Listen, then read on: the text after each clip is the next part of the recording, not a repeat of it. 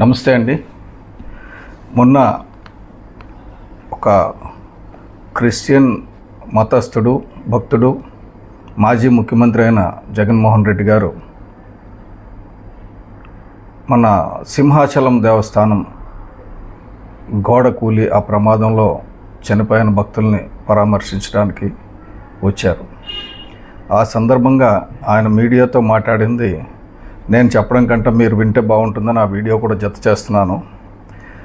ఆయన చెప్పింది ఏంటంటే, ఇటువంటి ఏమైనా జరిగితే, ప్రమాదాలు జరిగితే మనం ఏం చేయగలమని ప్రభుత్వంలో ఉన్న వాళ్ళు ఆలోచించుకోవాలి.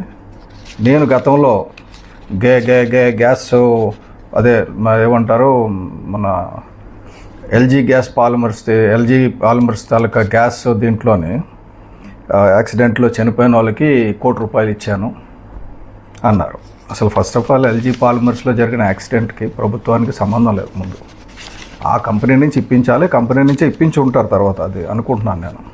అర్జెంటుగా హుటాహుటిన పరిగెట్టుకుని వచ్చి ఇచ్చేశారు. ఆ తర్వాత 2 రోజుల తర్వాత పక్కనే ఇంకొక పరిశ్రమలో ప్రమాదంలో ఇంకో వ్యక్తి చనిపోతే ఆయనకి ₹2,00,000 కూడా ఇవ్వలేరు. అలాగే ఈ సందర్భంగా ప్రజలకు తెలియజేద్దాం అనుకున్నాను. ఎందుకంటే ఆయన మృతులకు చెప్తూ ఇప్పుడు ₹25,00,000 ఇచ్చారు, నేను వస్తున్నానని భయంతో ఇచ్చారు. కాబట్టి నేను మళ్ళీ వస్తే ఆ మిగతా అమౌంట్ ఎంత ఇవ్వలేదో అంత అమౌంట్ నేను వస్తే తప్పనిసరిగా ఆ బాధితులందరికీ మిగతా డబ్బు ఇచ్చేస్తాం. ఒకవేళ ₹25,00,000 ఇచ్చేటట్టయితే నేను వచ్చి ₹75,00,000 ఇస్తానని చెప్పడం జరిగింది. ఇప్పుడు జగన్మోహన్ రెడ్డి గారు 2019 నుంచి 24 వరకు ఆయన ఉన్నప్పుడు ఎంతమంది చనిపోయారు, ఈయన ఎంత ఇచ్చాడు అనేది ఒకసారి వివరాలు చూద్దాం. ఎందుకంటే ఈయన శవాలను అడ్డం పెట్టుకొని శవరాజకీయాలు చేసే వ్యక్తి కదా, కొద్దిగా తెలియాలి కదా. 2019లో టోటల్గా ఆయన కమిట్ అయింది 45 నుంచి 65 కోట్లు కొన్ని ఏరియాల్లో. అంటే మొత్తం మీద 45 కోట్లు తీసుకుందాం, కానీ ఇచ్చింది 0. 2019లో జరిగిన యాక్సిడెంట్స్, 2019లో జరిగింది ఏంటి, అక్కడ ఇండస్ట్రియల్ యాక్సిడెంట్స్, మైనర్ యాక్సిడెంట్స్, అలాగే మునిగిపోయి చనిపోయిన వాళ్ళు, తగలబడిపోవడం వల్ల చనిపోయిన వాళ్ళు, వీళ్ళందరూ కలిసి మొత్తంగా ఒక 150 చావులు ఉన్నాయి. దానికి సంబంధించి ఆయన ఇవ్వాల్సి వస్తే 150 కోట్లు ఇవ్వాలి, కానీ ఆయన ఇచ్చింది 0. అనౌన్స్ చేసింది మాత్రం 2,00,000, అది కూడా ఇవ్వాల. తర్వాత వైజాగ్ గ్యాస్ లీక్లో ఆయన 13 మందికి 13 కోట్లు అనౌన్స్ చేశారు. ఆ తర్వాత బాధితులు ఎంతమంది ఉన్నారు, ఆ తర్వాత కమిటీ ఇచ్చిన రిపోర్ట్లో ఏమైనా 1% అయినా ఆయన యాక్షన్ తీసుకున్నాడా అని ఆ ఎల్జీ పాలిమర్స్ బాధితులను అడిగితే చెప్తారు. ఇప్పుడు నిజంగా అక్కడికి వెళ్తే చెప్పు తీసుకొడతారు ఆయన. అలాగే విజయవాడ కోవిడ్ ఫెసిలిటీలో హాస్పిటల్ తగలబడిపోతే, అంటే కోవిడ్లో చికిత్స పొందుతున్న వాళ్ళు అక్కడ ఫైర్ యాక్సిడెంట్ జరిగితే అక్కడ కుటుంబానికి 10 మంది చనిపోతే కుటుంబానికి ₹50,00,000 ఇచ్చారు. మరి అక్కడ ఎందుకు ₹1,00,00,000 ఇవ్వలేదు? అది కూడా ఆ ₹50,00,000 హాస్పిటల్ ద్వారా ఇప్పించారు. తర్వాత సైక్లోన్ నివార్ తుఫాన్లో కానీ 20 మంది చనిపోతే అక్కడ ₹2 నుంచి ₹5,00,000 ప్రకటించారు. అక్కడ ఎందుకు ₹1,00,00,000 ప్రకటించలేదు? అలాగే చాలా ఉన్నాయి. 2020 సంవత్సరంలో మొత్తం ఆయన ఎస్టిమేటెడ్ కాంపన్సేషన్ అది చెప్పింది 80 కోట్లు, ఇచ్చింది 13 కోట్లు. ఇది పరిస్థితి. అలాగే 2022లో చూసుకుంటే, 21లో చూసుకుంటే గులాబ్ సైక్లోన్ ఒకటి, అది 10 మంది చనిపోయారు, దానికేమో ₹2,00,000 అనౌన్స్ చేశారు.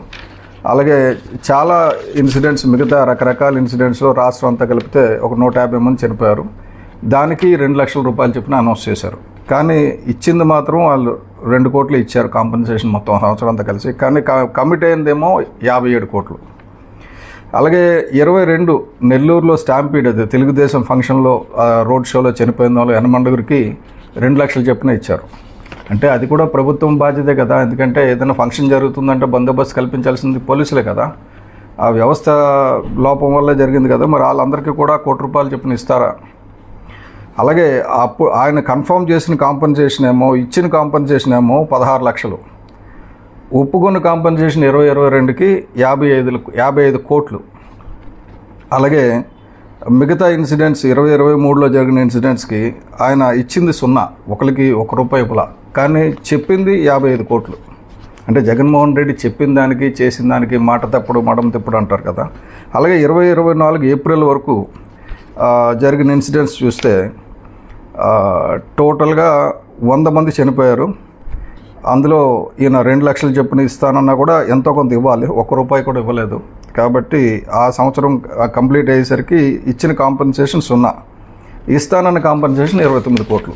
ఇది జరిగిన చరిత్ర. ఇది ఒక పక్కన పెట్టేద్దాం. దీనికంటే ఇంపార్టెంట్ ఏమంటే మనం చూడాల్సింది, మొన్న సింహాచలంలో ఇది కడితే గోడ దీనిలాగా అది ఫ్లెక్సీలాగా ఊగిపోయింది కాబట్టి అందరూ చెప్తున్నారు అని చెప్పారు కదా ఆయన. కాబట్టి ఆ ఫ్లెక్సీలాగా ఊగిపోయిన గోడ కట్టడానికి ఆర్డర్ ఎవరు ఇచ్చారండి? ఎప్పుడు ఇచ్చారండి? ఈయన ఆర్డర్ ఇచ్చిందేమో అంటే పాస్ చేసిందేమో 22 మే 2023, ఆర్డర్ ఇచ్చిందేమో 17/8/2023. అంటే రోజక్క గారు టూరిజం శాఖ మంత్రిగా ఉండగా, జగన్ మామయ్య గారు ముఖ్యమంత్రిగా ఉండగా ఇచ్చింది. సంవత్సరం లోపల కంప్లీట్ చేయాలని. ఈ ఆర్డర్ ఇచ్చిన తర్వాత 9 నెలలు వాళ్ళ అధికారంలో ఉన్నారు, కంప్లీట్ చేయాల. కానీ ఆదరాబాదరాకి ఎందుకు కట్టారంటే ఆర్డర్ క్యాన్సిల్ చేసేస్తారన్న భయంతో ఎవరి దగ్గర నుంచి సూపర్వైజేషన్ పర్మిషన్స్ తీసుకోకుండా అక్కడ ఒక టూరిజం ఎగ్జిక్యూటివ్ ఇంజనీర్ గారు ఉన్నారు, రమణ గారని, ఆయన పర్యవేక్షణలో జరిగింది. ఈ రమణ గారు ఎవరంటే ఇదివరకు జగన్మోహన్ రెడ్డి గారు టూరిజం ప్రాజెక్ట్ కింద అక్కడ కట్టారు కదా, జగన్మోహన్ రెడ్డి గారు ప్యాలెస్ కట్టారు కదా, ఎంత గట్టిగా కట్టారు చూసాం కదా, బాగా కట్టారు. అంత గట్టిగా కట్టిన అతని సారథ్యంలో ఇంత కూలిపోయే గోడ ఎందుకు కట్టారు అంటే ఏమన్నా ఇది కూలిపోవాలనే ఉద్దేశంతోనే కట్టారా అన్నది ఒక అనుమానం ఇప్పుడు. ఎందుకంటే ఇది దీపం పథకం కింద కేంద్ర ప్రభుత్వం తీర్థయాత్ర స్థలాలను పునరుద్ధరించడానికి, అలాగే చారిత్రాత్మక ఆధ్యాత్మిక వారసత్వ సంపదని భావితరాలకు అందించడానికి, దాన్ని పదిలపరచడానికి అయ్యే ఖర్చుని కేంద్రం భరిస్తుంది. ఆ కేంద్రం 54 కోట్లు సింహాచలంకి అది దీపం అది ఏమంటారు ప్రసాదం పథకం కింద ఇస్తే, దాంట్లో ఆర్డరు ఈయన ఇచ్చారు. ఎవరో ఆయన కంపెనీ పేరు కూడా Anantha Rao and company, K Anantha Rao and కంపెనీకి వైసీపీ ప్రభుత్వం ఇచ్చింది. అందులో భాగం ఇది. అంటే వాళ్ళు కట్టినవి వైసీపీ జగన్మోహన్ రెడ్డి గారు ఉండడానికి నివాసం గురించి కట్టిన ఋషికొండలో ప్యాలెస్ ఏమో గట్టిగా కట్టాడు. ఇక్కడ ఆదరాబాదరాగా ఏ సూపర్విజన్ లేకుండా కట్టిందేమో కూలిపోయేటట్టు కట్టారు. అది కూడా దగ్గరలో ఉంది, పెద్ద భక్తులు ఇక్కడికి వస్తారు జనసందోహం తెలిసిన తర్వాత ఏమో ఇది జగన్మోహన్ రెడ్డి గారే రాకపోతే వాళ్ళ తాలూకాలో కావాలని చేయించిన కుట్రాన్ని ఎందుకు అనుకోకూడదు మనం ఆ దిశగా? ఎందుకంటే 3 రోజులు అయ్యింది, రిపోర్ట్ వచ్చింది.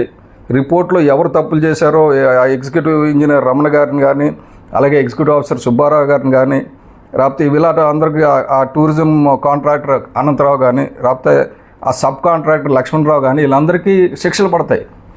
కానీ ఇప్పుడు ఆలోచించాల్సింది ఏంటంటే మనం ప్రభుత్వం కూడా ఇటువంటిది అంటే మన హిందువుల తీర్థయాత్ర ప్రాంతాల్లో ఏమైనా అలజడి సృష్టించడానికని ఏమైనా అన్ని మతస్థులు ఏమైనా ప్లాన్ చేసి ఉంటారా అన్నది కూడా ఆలోచించాలి. అది తెలిసి చేశారా జగన్మోహన్ రెడ్డి గారు, తెలియక చేశారా? ఎందుకంటే ఇది జగన్మోహన్ రెడ్డి గారి హయాంలో ఇచ్చిన కాంట్రాక్టు, రోజా హయాంలో ఇచ్చిన కాంట్రాక్ట్. సంవత్సరం లోపల కంప్లీట్ చేయాలని ఇచ్చిన 54 కోట్ల కాంట్రాక్ట్లో భాగం ఈ గోడ. ఇది ఎవరు కట్టారు అంటే ఎవరు సూపర్విజన్ లేదు, ఓన్లీ రమణ గారి సూపర్విజన్. కాబట్టి ఈ చిదంబరం రహస్యం ఏంటిదో జగన్మోహన్ రెడ్డి గారు ఇంకో ప్రెస్ మీట్ పెట్టి చెప్పాలి. ఎందుకంటే ప్రెస్ మీట్లు పెట్టడం మీకు అలవాటు కదా, ఇప్పుడు ఈ మధ్యన వస్తున్నారు కదా, కొద్దిగా ప్రెస్ మీట్ పెట్టి చెప్పండి. ఇది నా టైంలో ఇచ్చిన కాంట్రాక్టు, నా రోజమ్మ ఉండగా ఇచ్చిన కాంట్రాక్టు, మా కాంట్రాక్టర్ చేసిన తప్పిదం, దీన్ని వీళ్ళు సూపర్వైజ్ చేయలేదు. సూపర్వైజ్ చేయనందుకు మాత్రం డెఫినెట్గా ఇప్పుడు ప్రభుత్వాన్ని కానీ ఇప్పుడు అధికారులను కానీ నిందించాల్సిందే, దానికి అనుమానం లేదు.